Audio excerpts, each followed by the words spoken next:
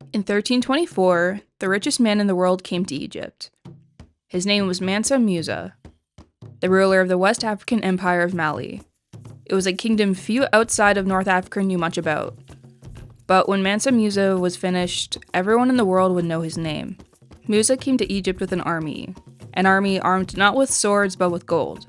They came on a peaceful religious pilgrimage, but they ended up destroying the city of Cairo in a way no one could have anticipated. The story made Mansa Musa and his kingdom the wonder of the world. It has left generations of scholars wondering, just how rich was he? Was he in fact the richest man to ever live? And where did his wealth come from? And what did he do with it? The answers may just put today's billionaires to shame. Welcome to History Snob. Mansa Musa is a bit of a mysterious figure in history. Much of what we know about him comes from oral traditions that have been handed down. His date of birth is unknown, but in 1324 he appeared to be a young man. He was born into the royal line of the Keita dynasty, the rulers of Mali, a kingdom built upon the wealth of the West African gold trade. A kingdom that rose from the ashes of the Ghana Empire, founded on rivers of gold and veins of salt that stretched deep beneath the Sahel. But Musa didn't begin as a king. He was a deputy, chosen to rule in the emperor's absence when his predecessor, Mansa Abu Bakr II, vanished on a mysterious expedition across the Atlantic. And then, seemingly overnight, Musa became emperor, a ruler of not just cities, but of entire trade routes, of mines pouring out unimaginable riches, and of people whose power stretched across the continent. But even with that crown, no one could have guessed what he would do next. Because Musa wasn't content to just rule quietly. He was about to step onto the world stage and show the known world what it meant to be wealthy. And it was going to be a spectacle to say the least. It all began with a single vow: to complete the holy pilgrimage to Mecca and to do it in a way that the world would never forget. But to fully understand Mansa Musa's fortune, you first have to understand the empire he ruled. Mali was no backwater kingdom. It was one of the greatest empires in the world, extending across West Africa from the Atlantic coast deep into the Sahara. A land of ancient cities, powerful armies, and above all, unthinkable natural wealth. Beneath its soil lay vast deposits of gold, not just in handfuls or pockets, but in deep veins and mines that poured out the most precious metal on Earth. At its peak, half of the world's gold supply came from West Africa, and Mansa Musa sat on top of it all. He controlled the gold fields of Bambouk, Bira, and Gollum. He taxed every grain of salt and ounce of gold that passed through his territory. Caravans from the north, south, and east all converged on Mali's trade routes, bringing with them not only wealth but knowledge, scholars, and influence. Cities like Timbuktu and Cairo became centers of commerce and culture, buzzing with life, learning, and luxury. The Mali Empire wasn't just rich, it was a powerhouse.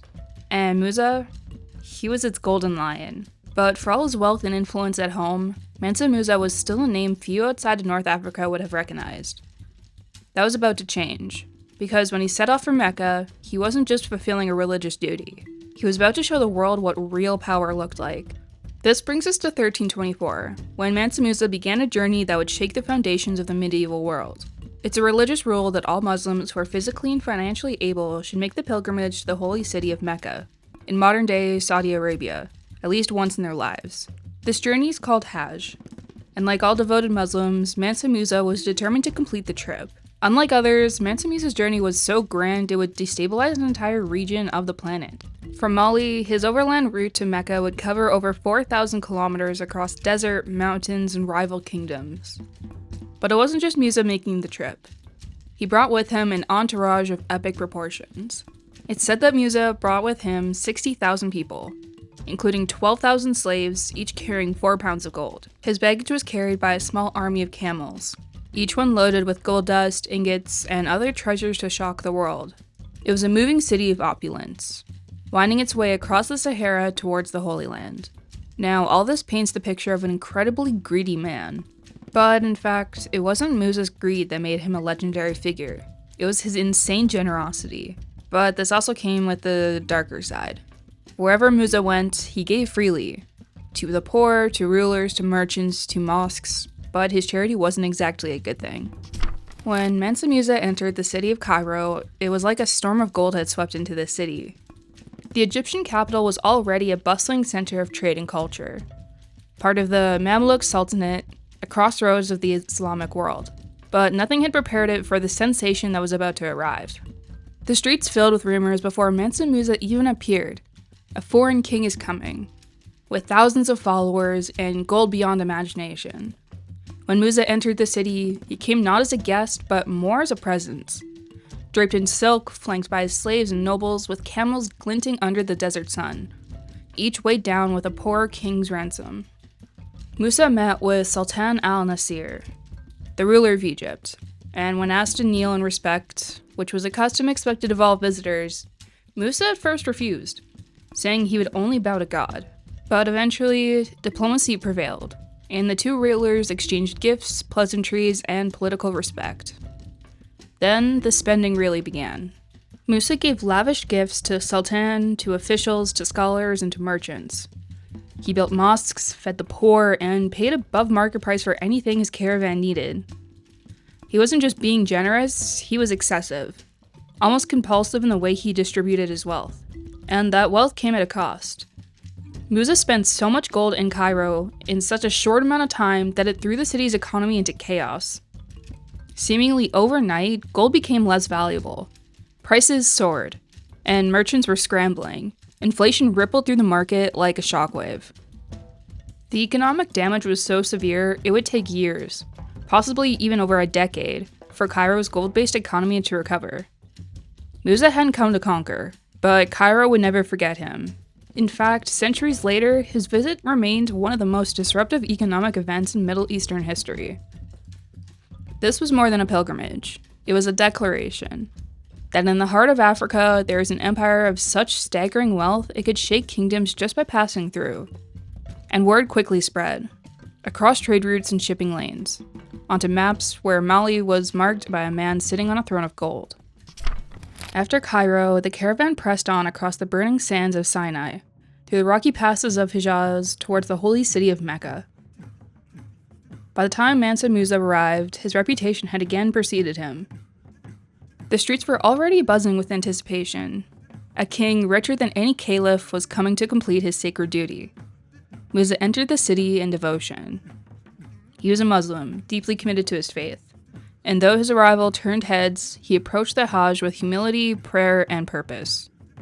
He joined the sea of pilgrims circling the Kaaba, wrapped in white, indistinguishable in dress from the poorest of worshippers. Because here in Mecca, before God, there were no kings, no gold, no empires. But even here, his legend grew. Musa bought meals for thousands of pilgrims, donated gold to the holy sites, sponsored the construction of mosques and madrasas, and wherever he stepped, people whispered his name, Musa, King of Mali. His presence in Mecca was more than a religious obligation. It was a moment of revelation.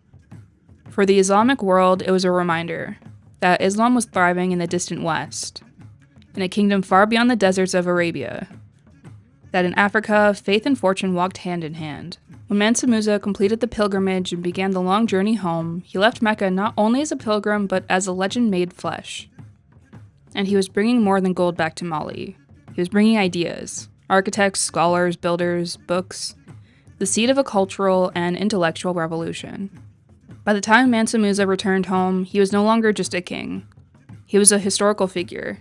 But the story doesn't end there, because what he built and what he left behind would echo for centuries.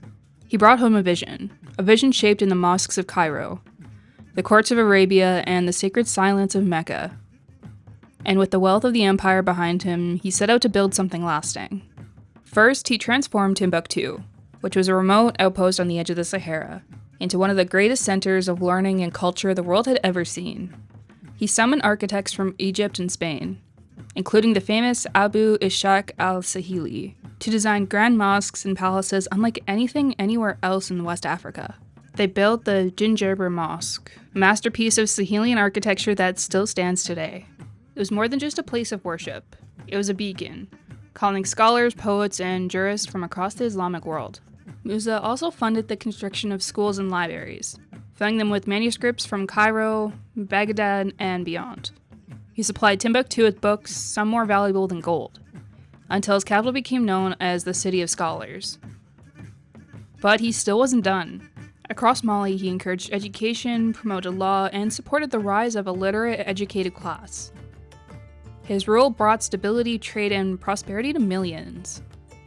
Mansa Musa wasn't just building monuments of stone, he was building a civilization. One grounded in faith, guided by knowledge, and, of course, fueled by wealth. And through it all, his name continued to spread. Not just through oral tradition, but eventually onto maps drawn by European cartographers who had never seen his kingdom, but knew of the African king who sat upon a throne of gold. But centuries later, one question still echoes through history. Just how rich was Mansa Musa? Historians have tried to estimate how much gold he had, and economists have tried to express the value it would equate to today. Some estimates place Musa's net worth at over $400 billion US in 2025 terms. That would comfortably make him the richest man in the world if he were alive today. But it is hard to say. Even that number may fall short. Because Mansa Musa's wealth wasn't just in gold bars. It was in the mines themselves. Deposits so rich they seemed infinite. And trade networks that spanned the Sahara and reached across continents. In the power to give so much away that entire economies bent under the weight of his generosity. And it was in something even more enduring. The culture, knowledge, and institutions he left behind. Books and buildings, cities and stories. A golden age that turned Mali into a jewel of the medieval world. Today, we remember Mansa Musa not just as the richest man who ever lived, but as a king who used his wealth to shape a civilization, and in doing so made himself immortal. So the next time someone tells you the richest people in history are all tech billionaires, tell them about the Emperor of Mali. Tell them about the king who flooded cities with gold and lit up the desert with knowledge. Tell them about Mansa Musa. If you enjoyed this journey into one of history's most extraordinary lives, make sure to like, subscribe, and hit that bell so you don't miss the next story that reshaped the world. And let us know down in the comments what other stories you are dying to hear about. Thanks so much for watching.